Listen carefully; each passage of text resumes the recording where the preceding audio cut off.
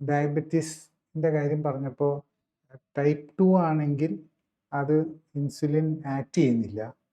Type 1 ആണെങ്കിൽ ഇൻസുലിൻ്റെ കുറവുണ്ട്. അപ്പോൾ ശരിക്കും ഈ പിള്ളേർക്ക് വരുന്ന ഡയബറ്റീസ് എന്ന് പറയുന്നത് ഇപ്പോൾ പൊതുവെ ഒരു കൺഫ്യൂഷനുണ്ട്. ടൈപ്പ് 1 ആണോ ടൈപ്പ് 2 ആണോ? എന്താണെന്ന് വെച്ചാൽ ചില പിള്ളേർക്ക് ചെക്ക് ചെയ്യുമ്പോൾ അത് ടൈപ്പ് 2 ആണെന്ന് മനസ്സിലാക്കുന്നു. ഈ പിള്ളേരുടെ ഡയബറ്റീസിനെ പറ്റി എന്താണ് കൂടുതൽ മനസ്സിലാക്കാനുള്ളത്? നേരത്തെയൊക്കെ നമ്മൾ കൊച്ചു കുട്ടികളിലൊക്കെ വരുമ്പം ജനറലി എടുക്കുന്നത് ടൈപ്പ് 1 ഡയബറ്റീസ് ആണ്. ഇപ്പോൾ ഒരു 7 വയസ്സിൽ, ഒരു 14 വയസ്സിലൊക്കെയാണ് അതിൻ്റെ ഒരു പീക്ക് കാണാറുള്ളത്.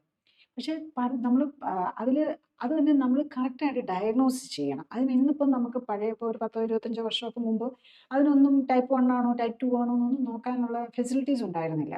പക്ഷേ ഇപ്പം നമുക്ക് കൊച്ചു കുട്ടികളിൽ വന്നാൽ അപ്പം തന്നെ നമ്മൾ ചെയ്യേണ്ടത് ഈ സി പെപ്റ്റൈഡ് നോക്കുക, ഇൻസുലിൻ ലെവൽ നോക്കുക, പിന്നെ അതുപോലെ ഓട്ടോ ഇമ്മ്യൂൺ ആൻറ്റിബോഡീസും നോക്കാം.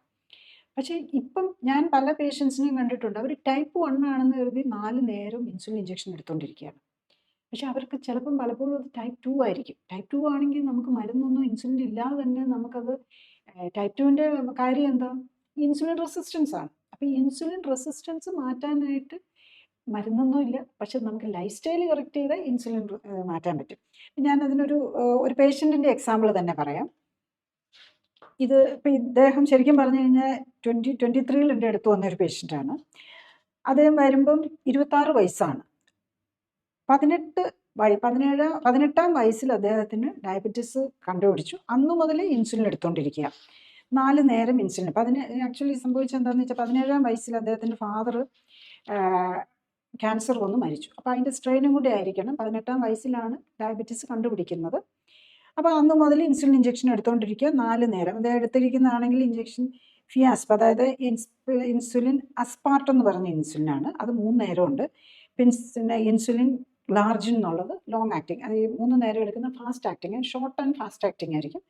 മറ്റത് ഓരോ ഭക്ഷണത്തിൻ്റെയും കൂടെ. പിന്നെ ഒരു ലോങ് ആക്ടിങ് ആയിട്ടുള്ള, അതാണ് ഒരു പാറ്റേൺ. ഏതെങ്കിലും ഷോർട്ട് ആക്ടിങ് ഉണ്ടാവും, പിന്നെ ഒരു ലോങ് ആക്ടിങ് ഉണ്ടാവും. അതാണ് ജനറലി എടുക്കുന്നത്.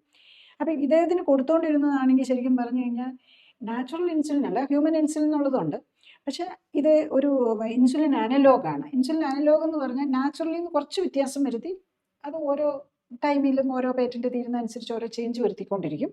അപ്പോൾ അങ്ങനെ ഉള്ള ഒരു ആർട്ടിഫിഷ്യൽ ഇൻസുലിനാണ് ശരിക്കും. എപ്പോഴും നമുക്ക് ഏറ്റവും സേഫ് നാച്ചുറൽ ഇൻസുലിൻ, ഹ്യൂമൻ്റെ ഇൻസുലിനുമായിട്ട് ഏറ്റവും സാമ്യമുള്ള നാച്ചുറൽ ഇൻസുലിനാണ് ഏറ്റവും ബെസ്റ്റ്. കൂടുതൽ അറിയാൻ ലിങ്ക് ക്ലിക്ക് ചെയ്യുക. കൂടുതൽ വീഡിയോകൾക്കായി സബ്സ്ക്രൈബ് ബട്ടൺ അമർത്തുക.